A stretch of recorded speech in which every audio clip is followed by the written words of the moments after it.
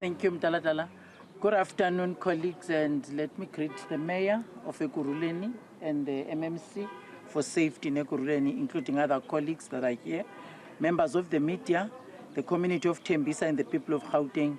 It is now common cause that yesterday evening, on Saturday, the 19th of April 2025, a fire broke out in the accident and emergency unit of Tembisa Provincial Tertiary Hospital, damning what has so far been a joyous Easter holiday period for all of us.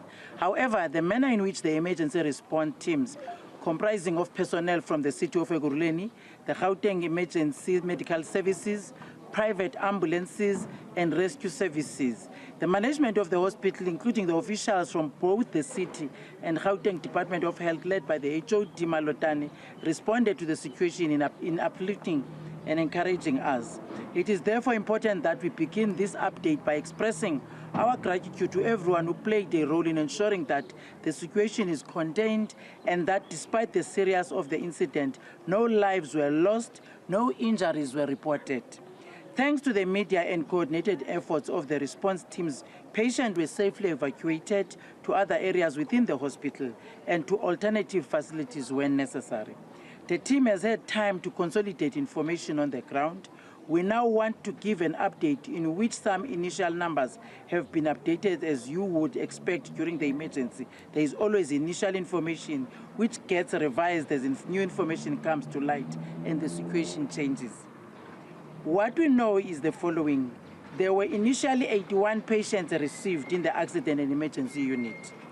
2 were immediately sent to intensive care unit, 1 immediately to high care, and 4 were discharged.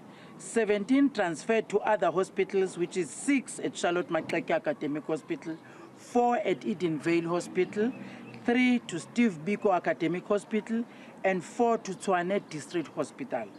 50 were admitted at the Tembisa Hospital antenatal unit. There were about 7 patients who walked out of the hospital when they saw the fire, that the hospital is on fire. A telephone line was activated to allow families to inquire about their loved ones, which the number is 011-923-2000 or stroke 2165. But we'll still send that number because we've been circulating it to all the relevant stakeholders, including the social media. All 14 nurses, 6 doctors, and 6 security officers who were on duty at the time of the fire incident have been accounted for, and none were harmed. I commend them for remaining calm and professional under the pressure that they were working under. I'm happy to indicate that as of 14 hours today, families were able to come and see their loved ones as per the normal arrangements of the hospital. This is because the fire has not affected the wards. So other wards of the hospital are working. And there is that notion that says some of the wards are not working. The hospital is open, the hospital is working, all the patients that are inside the hospital are being treated by the doctors. So it is important that, again, we take the public into confidence with regard to the occupational health and safety of the hospital and the affected accident and emergency unit in particular. The Gauteng Department of Health Infrastructure Unit recently renovated the accident and emergency unit.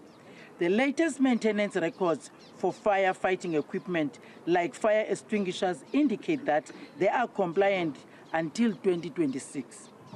The Gauteng Department of Infrastructure Development has confirmed that they have the latest maintenance record for the fire detection systems. At the moment, no one knows the cause of the fire incident. There are several investigations that are underway by various institutions as required by the law and the response mandate.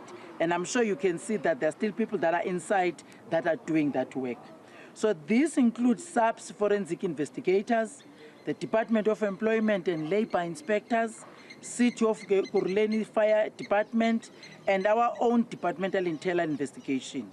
The accident and emergency unit remains closed until further notice, until the area is restored and the prohibition notice is lifted, because at the moment you can see the area is prohibited. No one is allowed to get into that place.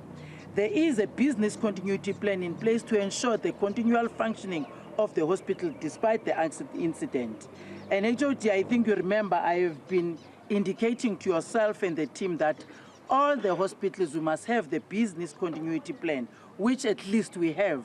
Because should we not emphasize on that, we'll be having it now. We'll be experiencing a problem of this magnitude. Now we know when there is an incident, we know where we go and where to work.